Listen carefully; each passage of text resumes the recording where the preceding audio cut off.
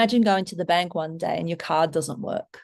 Walking down the street and people that were once friends are suddenly turning their backs on you, whispering, talking about what you've said, talking about who you are.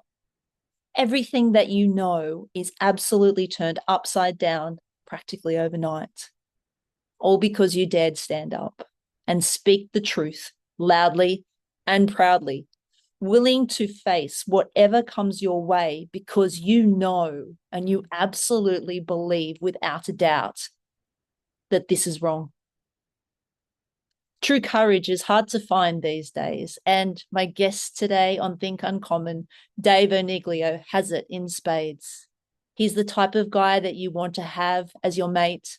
He is loyal to a T, a typical Aussie bloke that said enough is enough. You'll love this episode, and I encourage you to like and subscribe, pop in your comments, support this guy, because he is going to continue to tell the world exactly what he thinks. And everybody needs someone who's willing to stand up for the little guy.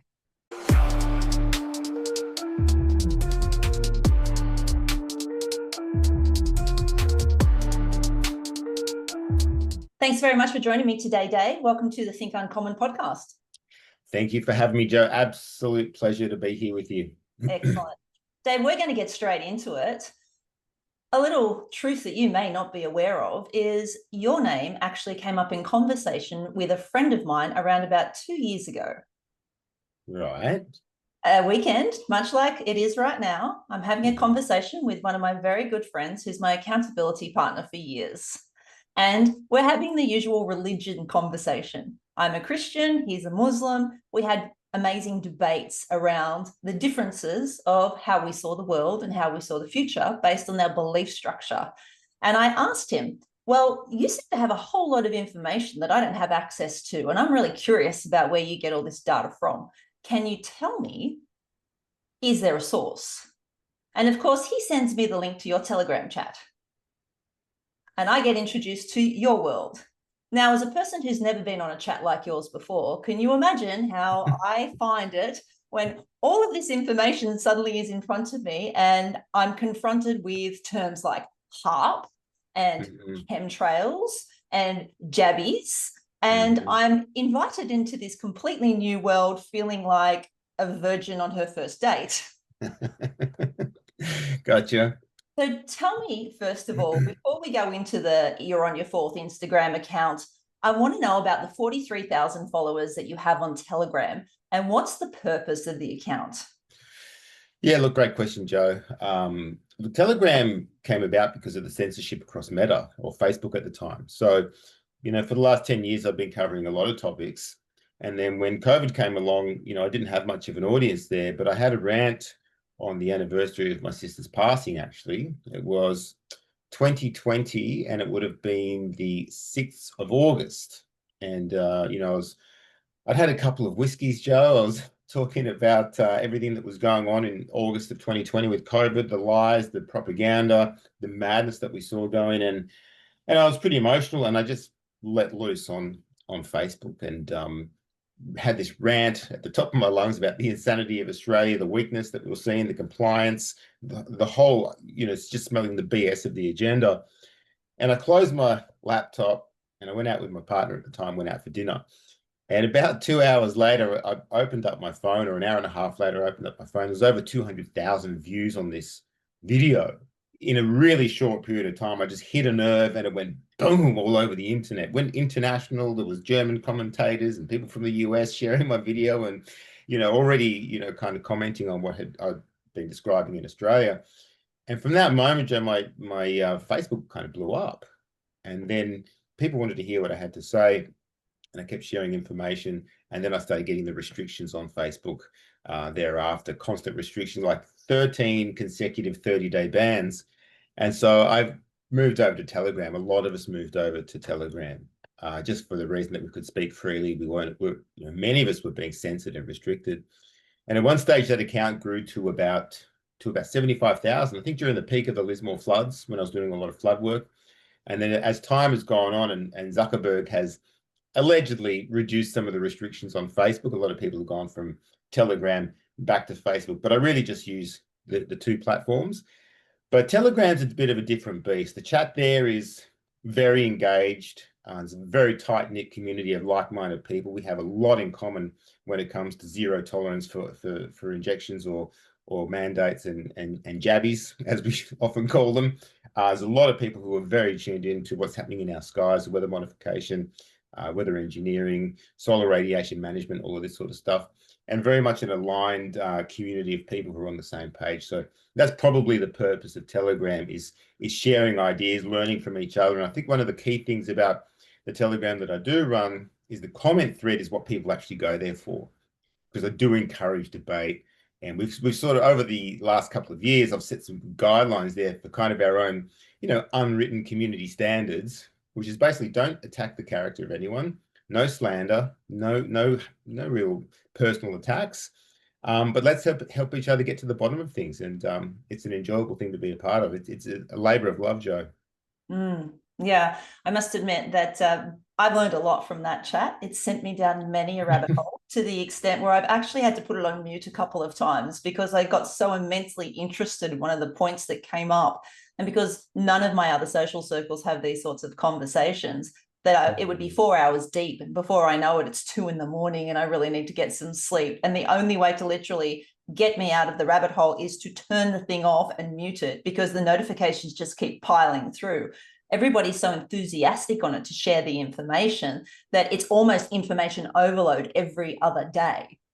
Correct. But what does that mean for you? So you and I have been trying to catch up for a few weeks now, and it's almost ironic that we're having this conversation here about free speech and the cost of being able to speak about what you believe in, but also the charter that you've set up on the Telegram account is quite clear. We don't attack the person. We have a conversation about the beliefs. Mm-hmm. Now, in the last few days, we've had a pretty horrific event that's happened with the death of Charlie Kirk. Regardless of what people think about him, his beliefs, and how he's gone about doing things, the long and short of it is that the man was gunned down as a result of saying what he thought in an open environment where he invited debate. Now, one of the reasons why you and I connect so well is because we have a fundamental agreement with regards to the state of men at the moment, especially in our Australian culture. In America, it seems to be largely the same. So if I was to ask you now, what do you think is important to being able to show up as a man and stand up for what you believe in an environment where we have just learned anyone can be gunned down for it, much like JFK or Martin Luther King? Well, Joe, look, I fundamentally, I believe silence is consent. That's like the premise of everything that I do. If you don't agree with something, you must voice your opposition to it. And I think that's something that we've seen over the last 5 years in particular, is so many people just bit their tongue for fear of social recriminations and for being, kind of shut out of society for speaking up. And that comes at a heavy price. If you don't speak up, but you don't consent, well, then what you don't consent to ends up being forced upon you. And we've seen that. And I think for men, that's the first thing that we have to do. Like there's, biblically, life and death is in the power of the tongue. We're told that it's literally life and death. And when you see a nation like Australia that we thought was filled with strong men, when we saw the vast majority of men roll up their sleeves and just roll over for big pharma unquestioningly, that was shocking for me, Joe. Like this is stuff like when I started speaking up and I made that video, August 6, 2020, I thought I'm just going to be one of hundreds of thousands or millions of men who are going to say this is garbage. But that just wasn't the case. It became kind of well known because there was so few of us. There was myself and Thanos and Hoodie and Tricky and literally a handful of men speaking up in Australia. Jason Miles was doing a great job as well. Lots of other people I can think of. Jamie McIntyre in particular, he was very outspoken, but there was probably 10 or 15 of us who were fairly well known. The other 10 million Aussie men, they were nowhere to be seen, Joe. And I remember I had this moment. I went out to Boggabilla, Goondiwindi, to cover this story out there, how the Indigenous were being stopped from getting essential services unless they participated in the jabbies. And Goondiwindi, Boggabilla on the border of Queensland and New South Wales, It's a big truck stop, yeah. And I went up there to document the story, and as far as the eye could see, Joe, there was this line of trucks at the border because they had to present their vaccination status. And I remember looking at all of these trucks and all these big burly men sitting in the front of their trucks, and most of them were wearing masks. Most of them had obviously subjected to the procedures. And I just thought, wow, if only all of you men could see how powerful you are, and you've got two little police officers here standing there with a clipboard and a scanner for their phones, for their vax passes or whatever. And I thought, wow, what a sad state of affairs to see our burly, strong Aussie men, our truckies, just complying with such a what was a tyrannical mandate. And that was kind of shocking for me, Joe. It's been a shocking 5 years, and I think I don't know. I think there's a lot of Aussie men out there who feel defeated now as well. I think there's a lot of regret for men who participated. Like without wanting to sound overly dramatic, I personally feel like this mandate was almost like a form of rape. It's like a physical rape. It's a forced penetration, if you will, or penetration of sorts by coercion. And deep down in the soul of men, I think there's a lot of men who are deeply wounded from that. I have a lot of old friends, Joe, who even though they know, perhaps that I was right or they've got vaccine regret now, they don't want to talk about it. It's painful that they bent over or they got on their knees and they were subjugated. And this is a real wound in the collective psyche now. And it's far from healed, Joe. Very far from healed. Yeah, it's I'd agree with that completely, because you can see that it's very evident even when you ask people to speak up about something they believe in. A lot of men actually cannot articulate what they believe in. And then the ones that can articulate it think twice about whether or not they should. So it's very quietly voiced. There are very few men these days that are up and actually talking about what's going on. And I'm happy to see that there are some really great podcasts out there. We've got Two Worlds Collide, for instance, and uber vocal, to the point where it's actually, I don't care anymore. I so much believe in what this country stands for and what we can be. You can do whatever you like to me. The message is way more important than even my personal safety. Absolutely. And I think that's what we lack a lot of at the moment. And we've systematically seen that diluted, definitely over the last couple of decades that I've been noticing it. The psyche of the Australian man specifically seems to have changed significantly. I look at my dad, big burly Aussie guy. You'd liken him almost to one of those truck drivers. He was the guy that would go out and protect anything. And there are instances in my life as a teenager where my father did literally that. He went out and protected me when I was being bullied by an older boy who decided it would be a good idea to punch me in the face and almost break my jaw. And my father wouldn't tolerate it. My father marched up to that kid's parents' place and had a stern word with his father, to the extent where it almost came to blows.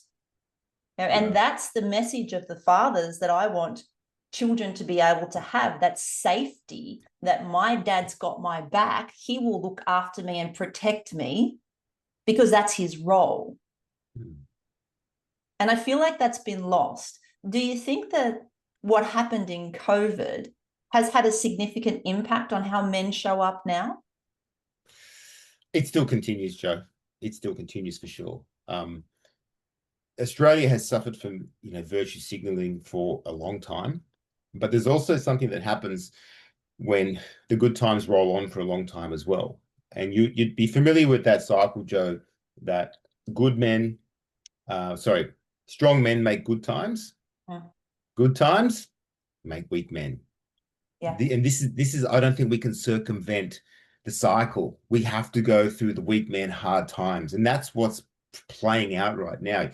It's irrefutable in my mind that we have a nation of weak men who got soft on footy, beer, pies, television, fishing, whatever, got soft, didn't have an interest in global politics, didn't keep an eye on what was happening in the political sphere whatsoever. Now we've been completely infiltrated by all these psycho globalists and God knows whoever else. And now people are realizing that the shit's hitting the fan. But there's not a lot of mental fortitude out there yet. It's coming. Like, we're seeing good demonstrations and people actually realizing that we're in trouble. But the hard times, that's what brings out the strength in people.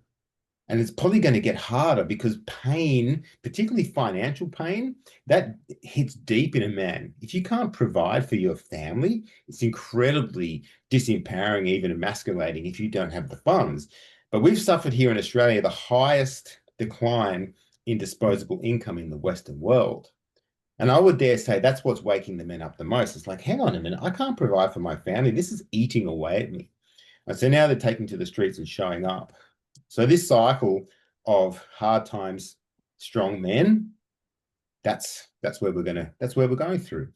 And so I'm like, that's okay. I'm aware of the cycle. I'm aware of the process. Hard times will create the strong men. And Joe, like the reality is that we're seeing a very it's a war.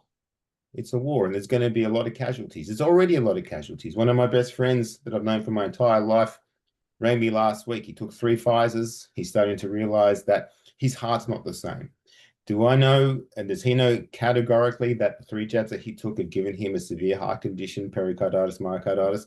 That's debatable. Is it likely? For sure. We're seeing died suddenly every day. Our men are now carrying this toll. Everyone is, right? Men and women, but we're talking about men specifically right now, because a country is only as strong as its men, right?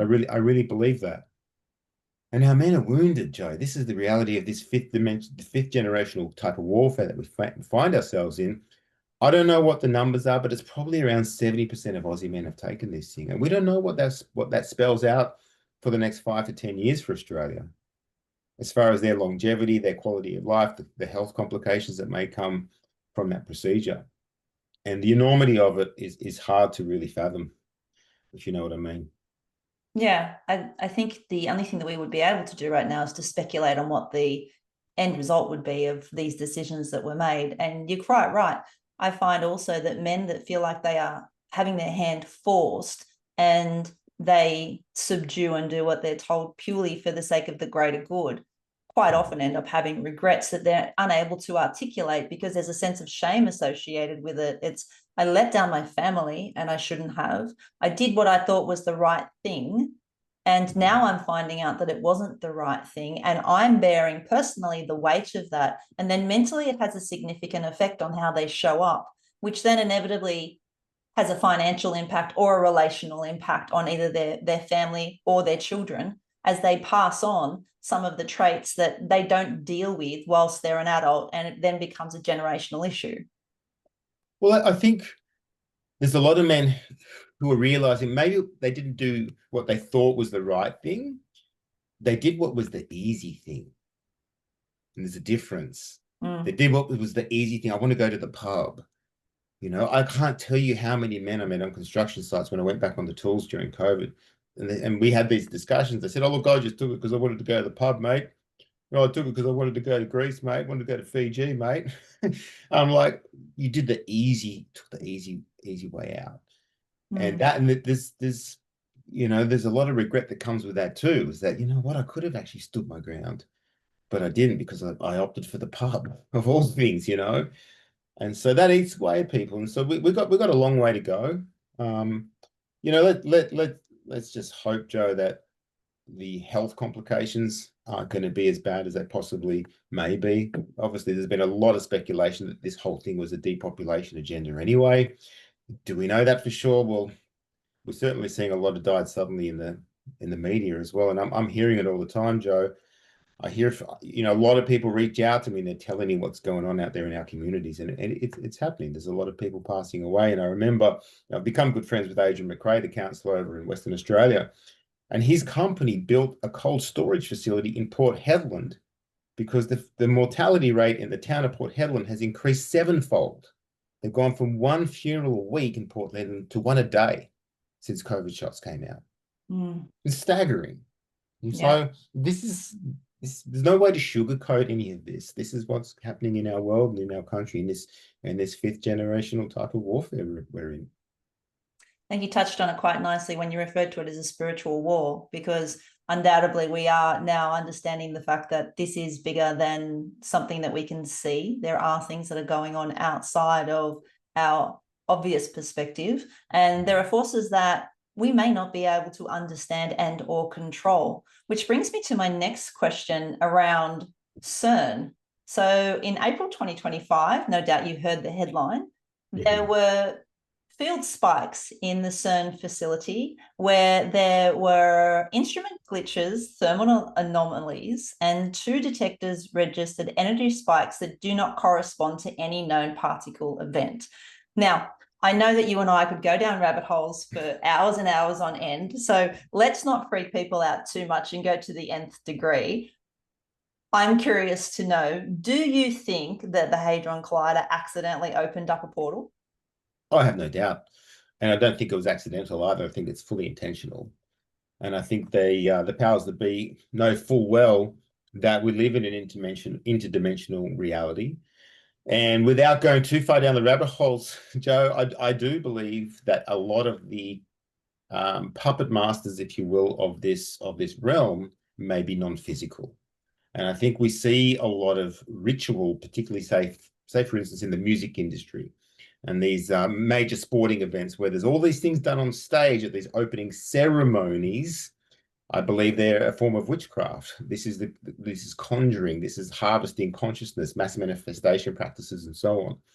And so I think CERN is being built for the specific purposes of tearing a hole in this dimension for the purposes of perhaps letting in these entities. I don't know. What I do know from my own personal experience is that these entities are real. I've encountered them my entire life from my earliest memories. I don't talk about this often publicly, but my earliest memories, Joe, are of very powerful sleep paralysis experiences, out-of-body experiences, the sense that entities were in my room, malevolent entities holding me down. I couldn't get back into my body, very gory nightmares, night terrors, and so on. Wow. So yeah, I don't talk about this stuff publicly because I've already had a knock on the door once from the public health team when my trolls were trying to get me locked up during COVID. No, true story. I digress, but there was this guy in Western Australia who was a well-known conspiracy theorist. His wife thought he was mad because he wouldn't get vaccinated. She called the mental health team on him. They took him and put him in East Wing in some mental facility. My trolls got inspired, called the New South Wales, and I got a knock on the door.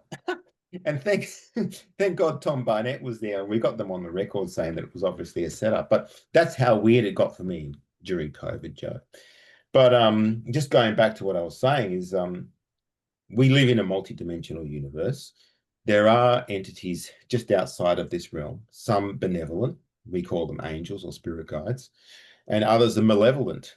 They're demons. They're a parasitic force. I believe we have to be very mindful of this age that we find ourselves in, because I believe that the people who built CERN understand that the veil between this world and the next is getting very, very thin. Mm. And that it's going to get easier to perhaps part that veil. And it starts looking very, very biblical in the event that maybe angels and demons will come into this realm as we know it. But I think we are moving into a fundamentally different time where reality as we know it is going to start to change. And I think that's already happening. I think the synchronicities between people are happening more and more often. I think if you think of someone, they ring the next minute, they send a text message, like all of these things, these different spiritual faculties, they're becoming enhanced, or we're becoming more sensitive if we're attuned to it. So there's definitely a very, very powerful spiritual change and energetic change happening in this realm that we find ourselves in. And that's where I believe we have to put on the full armor of God to be able to withstand the wiles of the devil. Mm. There have been quite a few conversations I had from as early as 1 January this year in 2025, where friends of mine who really don't have these sorts of conversations, aren't into energetics, don't talk about the spiritual realm, non-Christian, really don't care about it, doing very, very well in life. And I'm having conversations of, is it just me or does 2025 feel different? And that was within the first 7 days of the year. I had quite an amount of these conversations where people are just randomly saying to me, is something weird about this year? It's weird. And it was very interesting that those conversations keep up. And then when you look at some of the things that are happening in the world, and thanks to the Telegram chat, there's a lot happening that you wouldn't see in mainstream media. And you're faced with a decision constantly about, what do I believe? Mm. So you must come up against this a lot. And I know that you and I share Christian values. But Mm-hmm. before we go there are people that are going to watch this podcast and they're going to think about this conversation where you're both a pair of nut jobs. But I manage to have quite a normal life and also simultaneously expand my knowledge base to try and understand things greater than myself. But if you're having a conversation with someone or someone's watching this podcast right now and is sitting there thinking, this is a load of rubbish, Mm-hmm. how did you go from, I know nothing about this, to I'm completely convinced that this is true? Well, that's a really good question, Joe. And you know what? I think we all have a different age as far as our souls go. And I think some people who are here in this time frame in this world, a lot of people who couldn't see through any of the propaganda of the last 5 years in particular, I think they're pretty new here. You know what I mean? They saw the television that told them to go to Bunnings and get an injection and get a donut and a sausage sandwich and a can of Fanta on the way out. Like they just didn't, it was like infantile what was presented to them, but they went along with it. And then you've got these other people, these other old souls who are here going, this is ludicrous. As if we're going to listen to these idiots on the television and take some mystery mRNA potion into our bodies. So I think, Joe, there is a vast difference between the souls that are in this place. Some have been here for a long, long, long time. Some people here are ancient. I meet these kids and you talk to them and they know what's going on. These are ancient souls who have come to help us through this transition.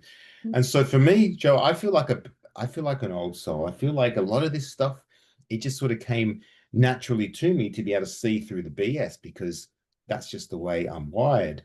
And it's very mysterious why some people can see through the illusions and others can't. But I'm sure anyone listening to your podcast will understand when you're awake to the agenda and you send information to someone that you're trying to help wake up, it does not matter what you send them.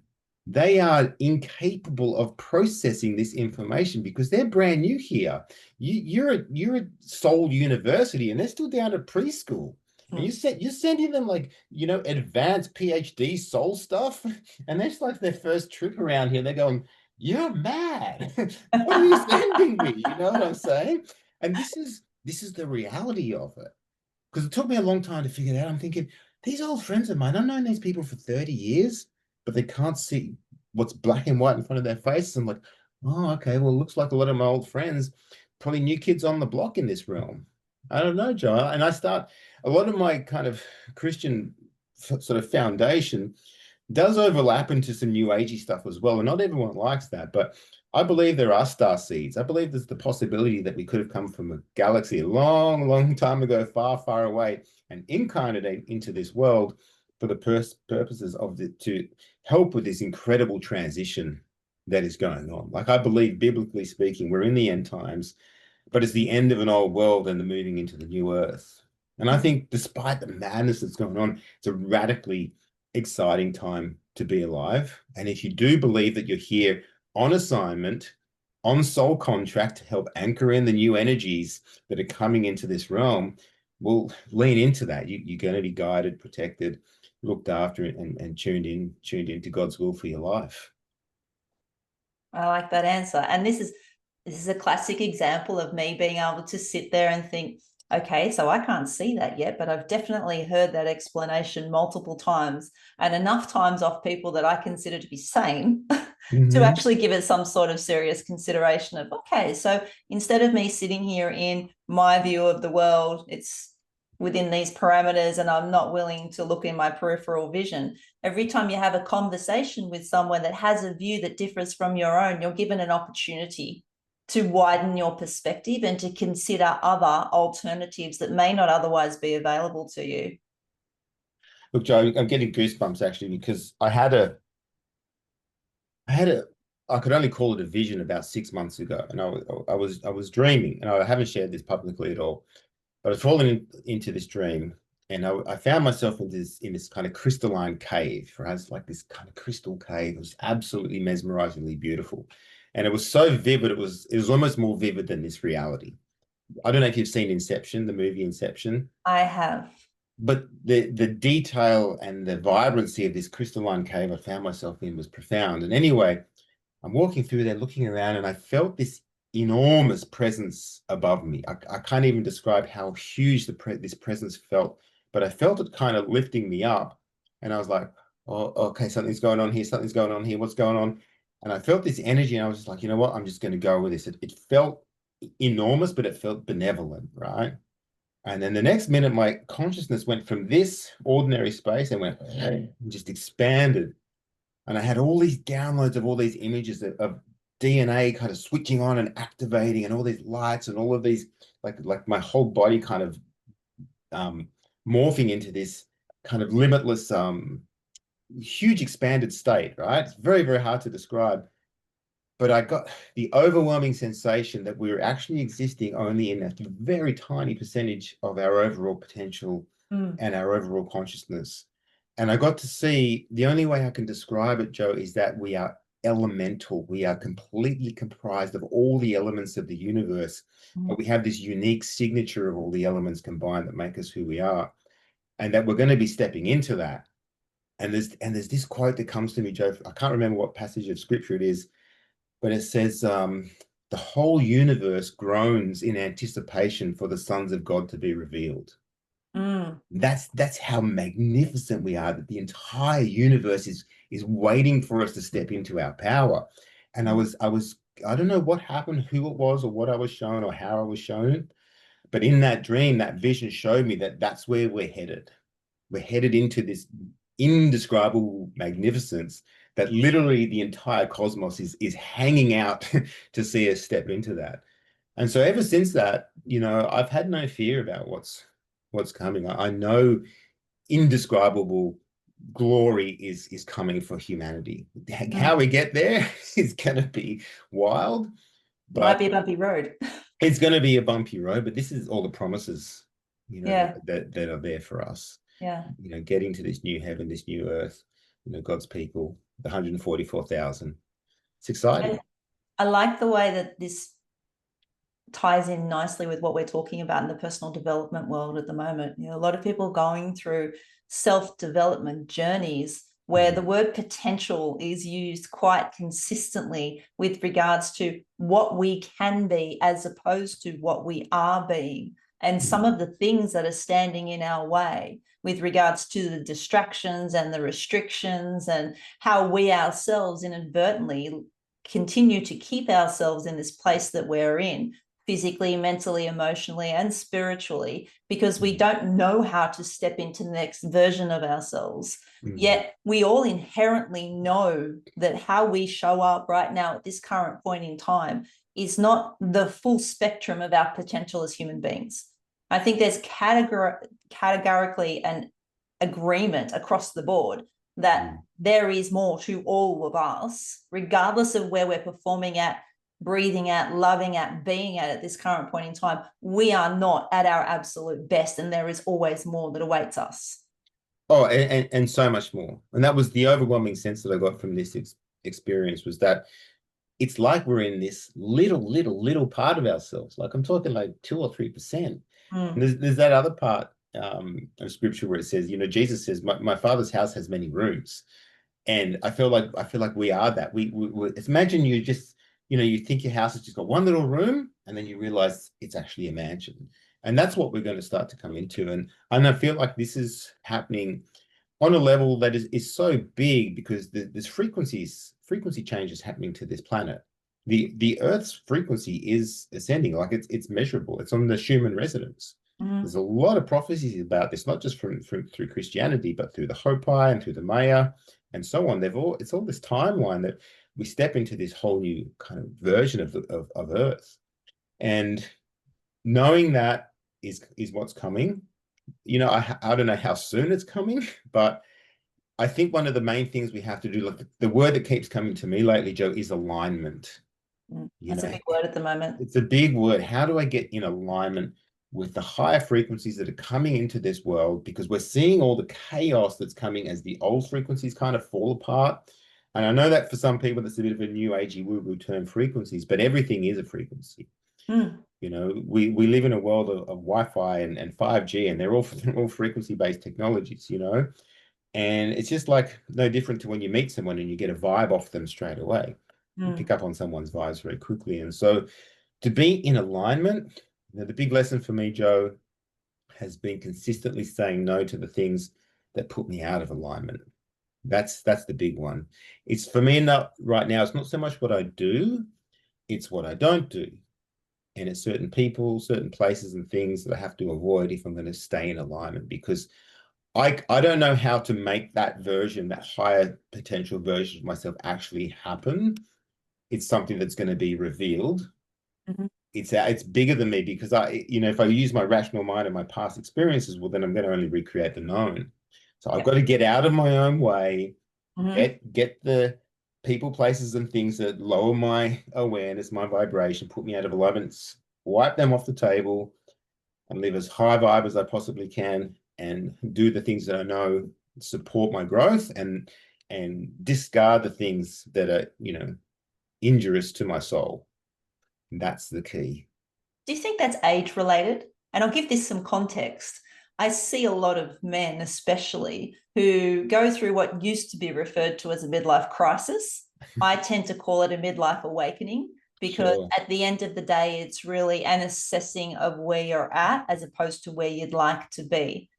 Now, if you're in that state in your life, we spoke about it, you're in your 50s now. This is Mhm. typically the time where men start to have that immense breakdown and the meltdown of my life is more than half over now and I'm on the downhill. My physical body is starting to shift. Things are starting not to behave the way they used to behave. My general Mhm. response to that is, yeah, try being a woman. However, we have identified this period of time with men of this awakening Mm, where they go through a shift. sure. And it's an important shift, I believe, because it does actually indicate that there is more available to men. Now, if you're out there in the world and you're talking to any of your friends and they're going through this stage of life where they're starting to question things, but they're not open minded, and they Mhm. hear some of the conversation that you and I just had, and they're the types that will just brush it aside and say, yeah, guys, get your tin foils, pop your little caps on, off you go. How would you help these men to understand that their potential is something that's actually tangibly available to them just by making different choices? Oh. Repeat the question again for me, please, Joe? How would I? How would you assist these men who are in what we call a midlife crisis to understand that the potential that they want to have is available to them just by making different choices? Gosh, that's a really tricky question, actually. I think if someone listened to this podcast and it didn't resonate with them, then they're not ready. Do you know what I mean? Like, if you're ready, you're ready. And it's to come out of that kind of midlife crisis, maybe they've got to go through that crisis anyway. I think what a lot of us men have to do is rock bottom can be a very, very powerful place. And I think if a man is at rock bottom, give yourself a pat on the back because you get to that rock bottom. And that's, I think it was J.R. Tolkien said it, like rock bottom's the great foundation that you springboard off from, right? And look, I think for men, the one thing I've learned, Joe, is the little victories are what count. The little victories are everything. Getting up that little bit earlier, making your bed, reading a couple of pages, not looking at your phone for the first 20, 30 minutes of the day, having some prayer, getting your feet on the ground, having some gratitude. Like these are the little victories that if you build some consistency into that, you can radically change your life. I think men, we look at ourselves and we judge ourselves harshly and we think we need to make these huge changes. And you don't. You just need to make little changes consistently, and that's all I've ever done. I've made little changes consistently over time that have made me really, really happy now in who I am and happy. My general disposition is a happy one, Joe. I look at the world, it hasn't turned me bitter. The last 5 years of madness, if anything's made me more grateful and maybe more resilient and stronger. But I've also had my incredibly dark times. I've been as low as it can go, Joe, back in the day. Maybe that's an episode for another podcast, but I've had some very, very, very dark times in my life where I didn't know if I was going to pull through it. My mental health was completely off the rails. But if you make that choice that you're going to get through it, and the biggest lesson I ever learned for myself was actually to ignore the negative voice in my head.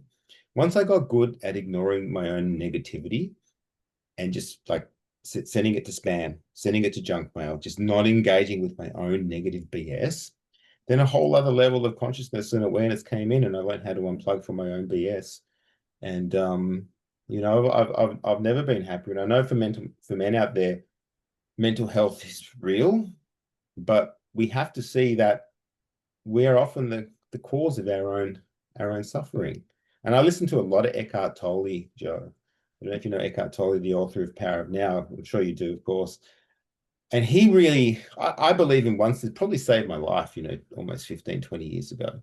Because once I learned the fundamentals of ignoring the negativity of my own mind, then I think there's a piece in us that's always there for the taking if you're willing. And so I have a lot of peace in my life now, Joe, despite the noise, despite the trolls, despite the attacks. I got a lot of a lot of trolling and a lot of attacks over the last few years. At one stage, there was like 8 dedicated hate pages toward me, Joe. Right? Only 8? Yeah. You underachiever. 8 dedicated hate pages. And here's the kicker. A lot of the people on there were my old friends that I grew up with. People that my mum and dad helped raise. My dad gave them their first jobs, their first apprenticeships. Like, these were lifelong friends who thought I was nuts and decided to go on a public character assassination, mission. But, all the hard times have got me to a point where I've been through so much worse in my own personal battles than someone saying bad things about me on the internet. And so your darkest times make you stronger for the future. So that would be my message to any man out there. If you're going through something dark, just keep freaking going. You're going to get so strong when you get through it. Now I feel like I'm bulletproof. Say what you want. I know who I am. Say whatever the fuck you want. I know exactly who I am, and you're not going to put any doubt in my mind about that.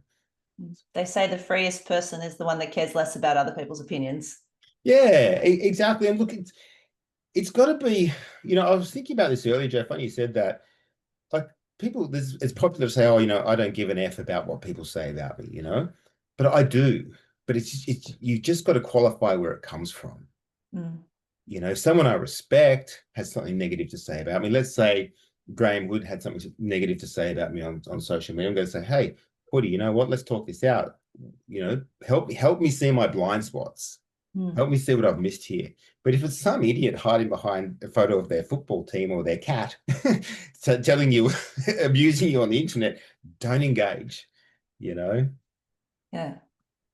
Which brings me quite nicely into the next topic that I wanted to ask you about. The uncommon man has 4 pillars associated with the construction of the identity, and that's courage, discipline, honor, and faith. So 4 pillars that I believe, and if you're very familiar with the Stoic lifestyle, which I believe you probably are, you'll notice that there are some correlations there, intentional correlations between the 2 types of methodologies. Sure. If you're a man or a woman who's living in modern day times, you've got terms thrown around like the New World Order and digital ID cards and digital jail, and some of the terms that are thrown around quite consistently and openly by people like even ex-CIA agents. We have availability of information that we never had access to before. So if you're a person that's listening to all of this information and you're trying to distill it and send this through to your children and set a good example for your children where they can be open-minded, what's some of the things that you would keep out? Keep out? How do you mean? Some of the things that you wouldn't pass on.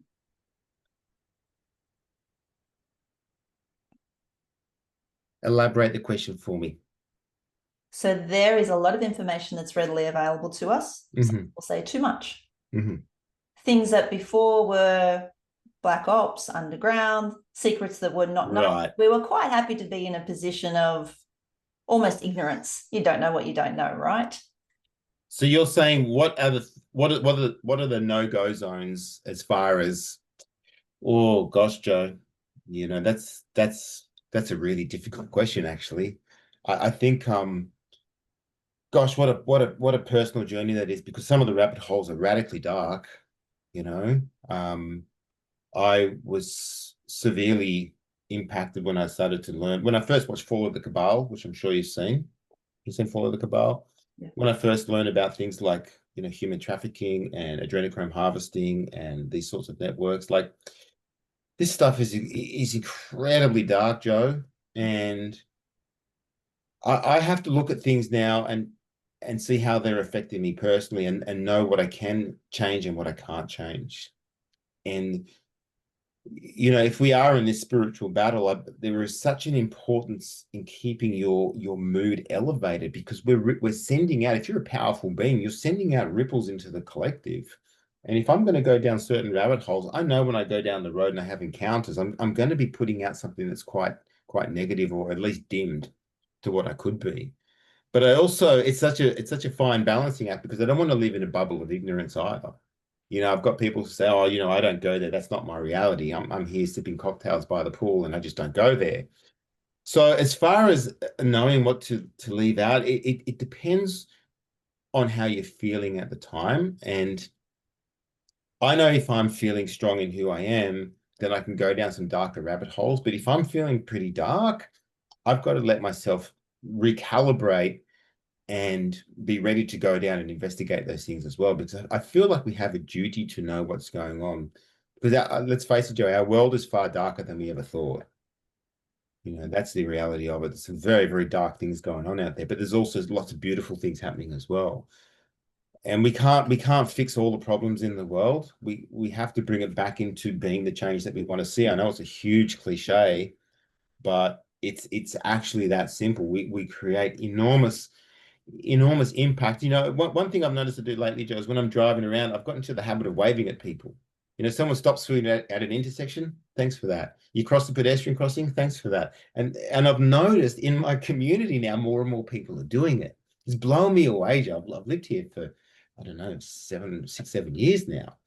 And I'm always waving at people, and I never used to see it. And I feel like I've started something, because these little things of acknowledging each other, they build cohesion, and it's a respect. Hey, you stopped for me. Thanks for that. You're not just another passing car. You're another person, another member of my community. You're another person on their journey, and we've just crossed paths and we've had an interaction of respect. I pulled up here, you stopped there, I went through.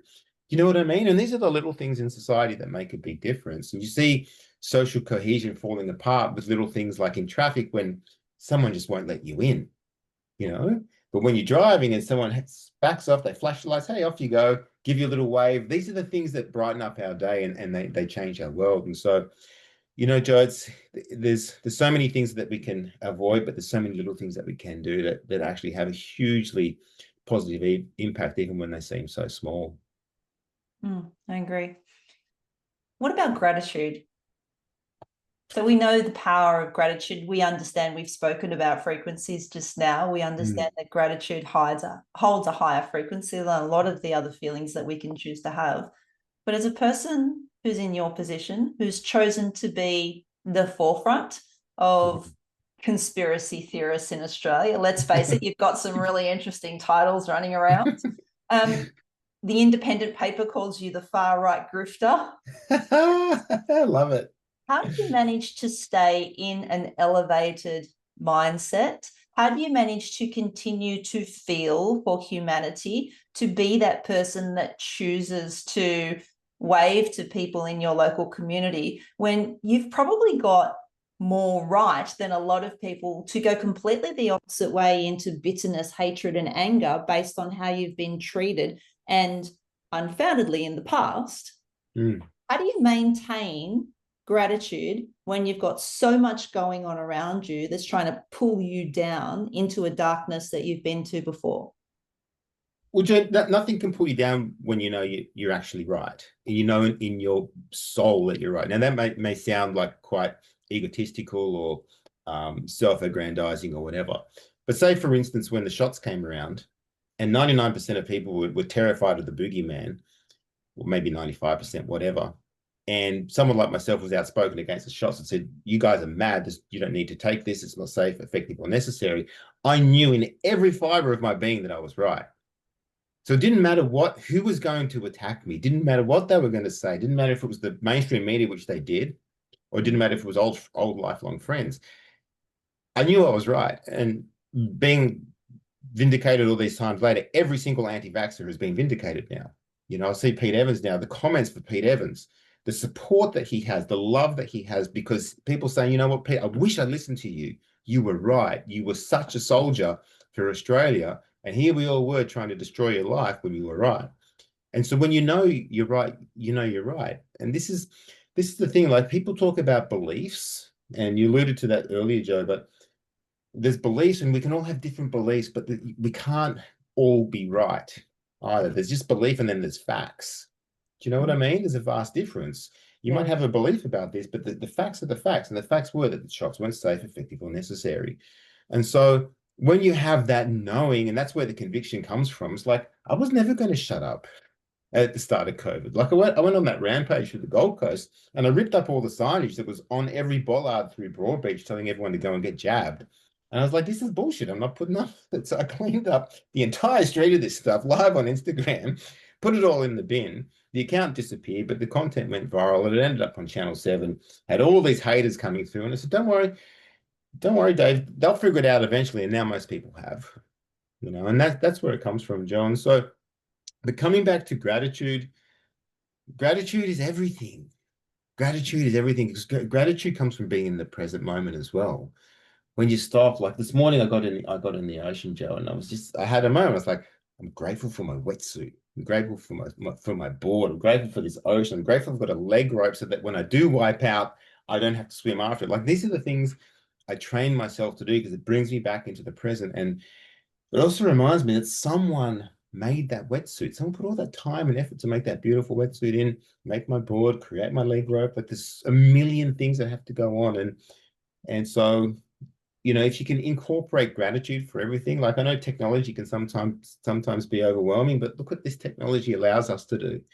Allows you and I to have an amazing conversation, and we take our computers and our devices for granted, but there's so many gifts that come from them as well. This growing of awareness, this growing of connection, and we just need to learn how to use it all wisely. But I think having gratitude, like, you know, I'm dealing with my mum who's unwell right now, and there's a lot of things I could be incredibly sad about. And I've been very critical of the medical system as well, like we all have. But at the moment, she's in hospital, getting wonderful care. She's getting amazing pain medication. She's got a bed, got a roof over her head. You know what I mean? And so I've got to remain grateful. Despite when I go in there, Joe, there's all this advertising. Have you had your flu shot? Have you had your whooping cough shot? Have you Have you had your flu shot? No chance. And so I've got to take the good with the bad, but I've got to choose where I put my focus. You know, I could be in there bitter saying, oh, all these bloody, you know, triple vax doctors, and I can't think like that. They're beautiful people doing the best they can in the circumstances they've got, you know. But that's exactly a presupposition that I work with in life. Neuro-linguistics programming works on what we call presuppositions. And one of the ones that I adopted very quickly once I understood it was everything happens as it's meant to whom it's meant to, when it's meant to. And it kind of correlates with the Matrix scene where you've got Neo and Morpheus, and Neo says, how do you know it had to happen? And Morpheus simply answers, because it did. Because it did, correct. Absolutely. And it brings us into this state of, well, because it did, it was necessary. We don't need to necessarily understand the necessity of the situation, but we do know that because it happened, it needed to. Correct. For whatever reason. And I think that's a really good spot for us to ask one more question. Before I lead into that, I'm just going to let you know that your daily check-ins that you have in the ocean, where you go for your surf or whatever else, they're often my ocean fixes, because Beautiful. I grew up on the coast and I definitely don't live there now. And I have very little time to get out to the beach because of the length of the drive. So more often than not, I'll see you check in with the surf and the sand, and I'm like, okay, someone's getting out. Every day, Joe, I'm there every day. Every day. I'm just going to ask you one final question, Dave, and thank you so much for your time. This podcast is based on open-minded thinking, and sometimes we go quite a bit left or right, depending on the guest. But I do like to ask my guests to have the opportunity to leave one parting statement with the listeners, something that you truly believe to your core has changed your life and may change theirs? Wow, Joe, that is a tough one. What's something I believe to my core that changed their life, changed my life and may change theirs? Um, I would just say don't play small. Play as big as you possibly can. Don't constrain yourself. Don't overthink things. Put it out there. We have such a short window of life here, Joe. And we're all once we're gone, we're gone. And tomorrow's promised no one. And it is a huge cliche to say live for the day, but you really must make the most of every day because it's promised to no one tomorrow. Tomorrow's promised no one. And when I learned not to hold back and to think what other people were going to say or judge about me, then life became incredibly fun. Once you once you don't really care too much what anyone's got to say about you, it's incredibly liberating. And I think a lot of people hold themselves back for fear of judgment or criticism. And I'm just saying, if you're not being criticized, you're not living. That would be my party message. If no one's criticizing you, you're not having a go. Dogs don't bark at parked cars. Get moving, put it all out there because you will be remembered, for being you. So just be yourself unashamedly and live loud, live as loud as you can. Love it. And finishing it up with just because you put yourself in a garage doesn't mean you're a car. One of my best friend's favorite sayings. It's been used multiple times in the last couple of years. I love it. Before we wrap up, people are going to want to get in touch with you, no doubt. I suspect that quite a few people that already know where to find you will have gone through and listened to this podcast. So I'm going to encourage all of you to like, share, comment. Curious to hear what you guys have to say after this conversation. But Dave, for those people who do want to get in touch with you currently, because we know that your accounts do tend to vanish. They do. There's been a few vanish. Look, my Facebook account's probably the best place to get a hold of me. That's a good account there. That's about 79,000 strong now, I think. My Telegram account, Dave Oneeglio Aussie Chat, is where you'll get the hard-hitting and in-your-face conversations with all the people who are wide awake and not afraid of any rabbit holes whatsoever. But if you want to reach out directly, go to my website, risingeagle.shop. That's www.risingeagle.shop. Reach out. I'd be more than happy to connect with you and take it from there. But yeah, thank you, Joe. It has been an absolute pleasure to be here with you today. No worries. Appreciate your time, Dave. And we will see everybody else the next time. And in the meantime, think uncommon. Thanks, Joe. Bye for now.